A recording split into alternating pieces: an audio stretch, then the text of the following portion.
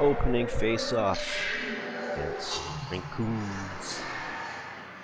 It took me a while to get to this, but over the holiday season. Let's get through it. So, first thing, I actually wanted to highlight this one. There's a mistake on the Rinkoons' part. I don't know who it was, but normally when you have a face-off draw, you would want to win it back so you have control of the team and you can start skating in. What this player did instead was just hammered it down deep into the zone. Essentially, that's giving it over to us, the Greenhorns. So it's basically a free face-off win on our half. Now, next part. Almost there, Rayhan, but I would have preferred you more deeper, maybe along the goal line. So you're a bit higher right now. Hard to see from this angle, but essentially you're right about here, which is kind of more of a winger positioning. And really the highlight is, why is that a problem? You get it, but you're so close, far up, like actually you're almost right here at this kind of line. This is exactly where you would want to be as a winger. And so the problem is, while you're ripe for the forechecking pressure right away, and then the other problem is you're skating up and away from your defensive partner, but you want to stay behind them. So, what the? Why? Okay. What is up with Ernest and I guess Kathy and their love for one-touch passes? Let's give it to the other team, why don't we? Oh my goodness.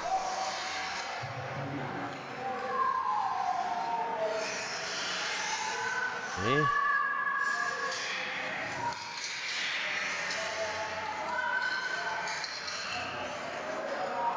Oh gosh, missed. So the big problem right now is a 50-50 battle, so everyone needs to be on their defensive points, but also kind of be ready for the breakouts. So Ernest is way downtown. Not sure why. He has no faith in Alex, I guess. So lets him have a shot, and he blocks it. Alright, here's a small one. A little tip for Rayhan. So he's skating back. That's perfectly fine. What you actually can consider, especially being a red tape, is, let's actually rewind this back a little bit, is the moment you see this getting screwed up, is you're going to start skating towards them and then closing up the gap on them real quick, as fast as you can. And you almost want to treat this guy as a little bit of a wave and you're the surfer. So if he's the wave coming down the boards, you're just trying to get ahead of them and catching that wave as your little surfboard. And you're riding the wave with them, right? And then you're going to be closing them off into the boards. Now you do a little, you go back to positionally, like it makes sense where you're going, and then you pivot to backwards. Only problem is you're backward skating, you're not going, like you pivot and then you stop, right? That's kind of the problem. And so that forces you to pivot back around and catch up to them, and they are able to beat you around. So in this case, you can actually consider going forward skating the whole time. You close up and then you ride the wave, and then you can shut them down like that. Otherwise, you would probably want to get to where you want backward and keep backward skating where you don't slow down and trying to stop them there. Alright, here was a pretty funny play, so just pay attention to Carrie Ann right here, and also check how many times she ever scans up the ice with some shoulder checks. 0, therefore boom, right bonked into each other. That's something really important with our wingers. I have talked about that you could come up the middle. I do prefer us staying usually a little bit wider, but there are some times where the weak side winger can cut through the middle like this. just the one thing is we should be shoulder checking constantly, because you always want to scan the ice. Where are the defenders? And because it's one thing to get the puck, it's another thing is what do you do with the puck the moment you receive it. So, alright, this is hilarious defensively. So, kind of a mispass, and they bonk it out and break away with this slowy owl player subbing in for the Rinkoons. So both defenders behind, and where are you going, Alex? Going for a change in the middle of a breakout? What is this? Just give the chance to them to score on Cliff. Why don't you? Alright, it's worth showing this. So Kathy's initial attack didn't quite work out, but I have talked about a lot of times, if you don't have the play, sometimes it's actually worth using the circles as a means of like a guideline to skate around. So she's a right-handed shot, so she's going to come up the ice, and then based on what she's given from the defenders, right, on a perfect world you just follow the circle and come in for a shot. But as you can see right here, he gets shut off initially, so she has to take a little bit of a wider route, but able to split in between these two defenders right down the lane. And now she has another option. You can go cut in like this, go around, but there's obviously some two defenders right here that's going to make her life a little bit difficult to be able to get a shot, so she's opting to go around for a wider route. Perfectly fine. And then not able to get a shot opportunity, but a pass opportunity right there. Boom, kind of a sharp angle one-timer that missed, but still, that's kind of a good guide. And same with the left hand, like any left-handed shots, you can do the same thing around the circle, come in for a shot like this, or always going to be reading what the defenders get you. If you need to go for a wider route, you go for a wider route. It's not a problem. Alright, we got a bit of a rush right here. Kathy and Dave not able to get it through cleanly. Dave was able to get it back, but gets poked out of the zone, and Alex is able to settle down the puck. Pass up to Rayhan. Rayhan comes in, skates in, not too much pressure, a little bit back pressure, and scores. So it looked like the goalie actually might have put it in himself, or yeah. He tried to bump it out, but kept standing up, which is, I guess, his mistake. As you know, anytime pucks bounce around our sticks here and there, if we can put some equipment behind it, you're always going to be a little bit safer. But Rayhan gets the goal. Here's one I kind of wanted to also show. So Ernest gets the puck here, and we can basically apply the same principles that Kathy had, coming up the circles, read what you're given. So there's some pathways going this way, maybe even around this defender. Also some possibilities, walk it down the wall and look for pass options to Jamie and Carrie M. But as he opts to do, he just skates in a little bit. So definitely way more room to work with here. And also as they were coming down the ice, he could have go around. Decides to shoot it at Jamie instead. Don't know why. Absolutely smokes her with the shot, but good thing it hits padded equipment. And here we go, same situation for Janice. So in this case, I was trying to skate it up side across the ice, and we saw boom, boom, boom, a lot of pressure. Couldn't pass it to the winger Ray, and also our remaining forwards were also going for the change. So trying to buy some time going backwards, and what we want to see is Janice coming back. So if we draw a line across, we want to be slightly behind so that we can just pass and relieve some of that pressure. So as we can see, Janice is still slightly up here, more of a winger positioning with all this pressure right here. it's not really safe to go up there because we now go in through the pizza zone. Rather, if we just cut it across, it buys a lot of time for Janice to work with. That's one of the positioning things, but thankfully Ray comes back to help while our forwards are still up the ice, so it's not really a good passing option at this time, and we're able to relieve some of the pressure. Alright, so puck is in the zone, a little bit of forechecking pressure from Jess and Ray, able to force a pass, and Janice 100% keeps, like, what a play, keeps the puck in the zone. Ray gets it from Jess over to Dave, an amazing goal. Now she doesn't get an assist for this play, but 100% this does not happen without her keeping the puck in. Look at this, heroic on the blue line, amazing, so good. And then Ray makes a really nice pass to thank Janice for her hard work keeping that puck in the zone. Alright, I wanted to highlight this play right here.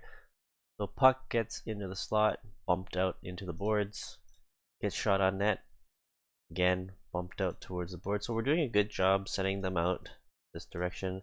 Preferably in the corners are better, but this immediately kills the play, like the danger level of danger.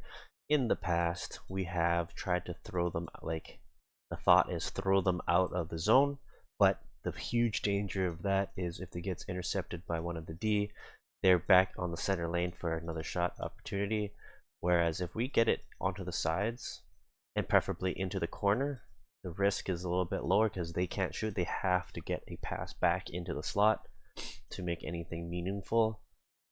So that's a pretty good job there. Alright, we've talked about having our wingers go straight towards the defenders, and what happens here?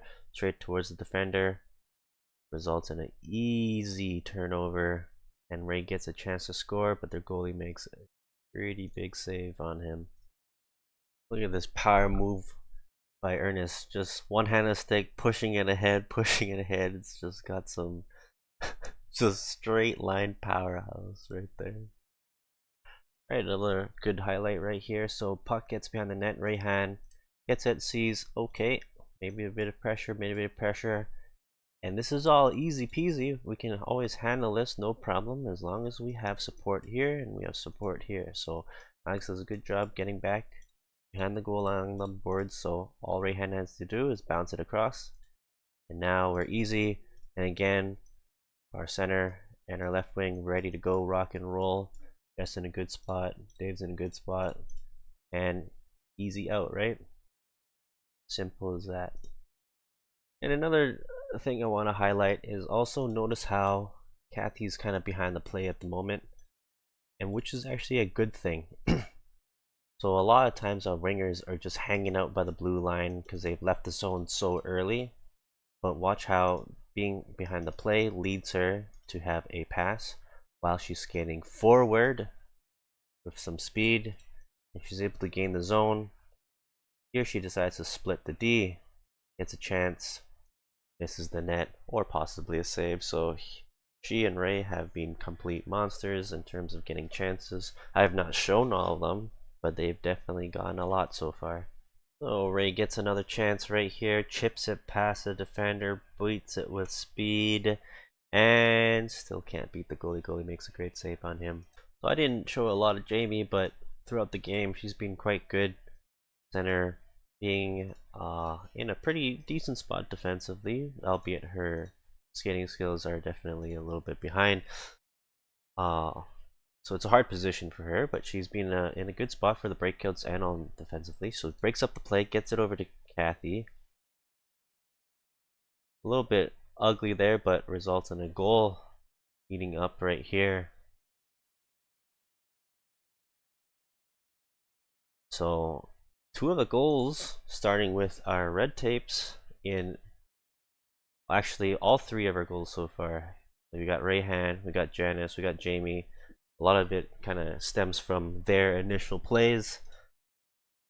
And one of the things, so I did want to highlight was a mistake on the Rinkoons part. So this one's not a mistake. He got beat. He tried to break up the puck, but this player is the one that needed to be safe. So here it's developing a 2-on-1, right? 2-on-1 situation, coming in on that goalie, and he should have just kind of backed up. And essentially, his job is really just to protect the zone. Don't let myself come into the zone. But what he does is lunge forward, right, trying to break the play down, and then it ends up being essentially a breakaway on the goalie. So that's the slight mistake right there. Alright, start of the third period. Something exciting is going to happen. We'll let you watch the whole shenanigans.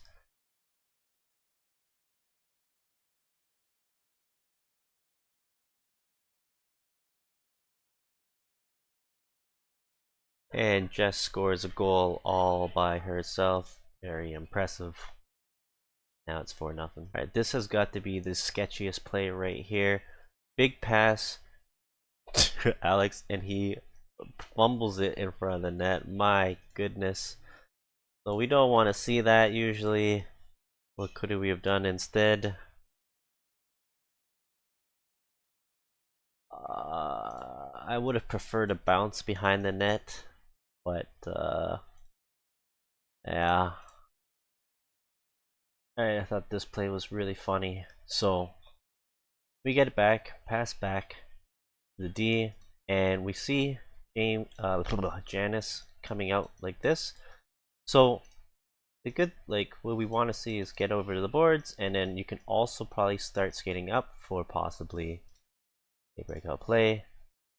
But the problem is, you see how she turns right away like this, and the pass was leading up to be like this, so she can just pick it up and go. However, because she turns away, ends up being a turnover. Alright, we got a play right here that results in the 5th goal. So let's start from the face-off because it was pretty funny. Oh, big tie up right here, and then somehow we end up winning that face-off. And a little chip up for Ernest, and Ernest takes the rest of the way. Powerhouse snipe right there, short side top corner. This play right here is probably one of the silliest things around. So puck gets over to Jamie, and then they give her a lot of extra space, and finally a shot goes through, misses the net. But alright, again, Ernest is obsessed with the one-touch pass. It does get intercepted. You can see it bounces off this player stick and slows down dramatically. He's just lucky in that Kathy's able to pick it up. But yeah, the obsession of one touches continues. Alright, a minute 30 left. I don't think much happens, but let's just, minute 15 actually. We'll just watch the whole thing, do some commentary. Pretty good game, 5-0. But as you can see through the review, most of the plays were either started by the red tapes or scored by the red tapes. So it's pretty good game in terms of getting our beginners involved. Now, admittedly, this game, I don't think I got too many clips, and there wasn't much to kind of discuss. It was an easier game, not to downplay the Rinkoons, but in this situation it was kind of holiday period. A lot of their players were missing, as you can see with the subs, and they had a lot. It was mostly red tapes. I guess the beginners are the ones that are eager beavers to play hockey. I think they only had like 1 or 2 intermediates, so it was definitely a slower game for everyone. But otherwise, it was a fun game. Yeah, and it was good because we had a lot of players in new positions to mix it up. In any case, if you enjoyed this video, like, comment. If you haven't subscribed already, subscribe. If you thought this was helpful, share it with some friends. In any case, I will see you on the next game. I know that one is also being a little bit behind on releasing as it was the holiday period, but we should be getting back on schedule soon enough.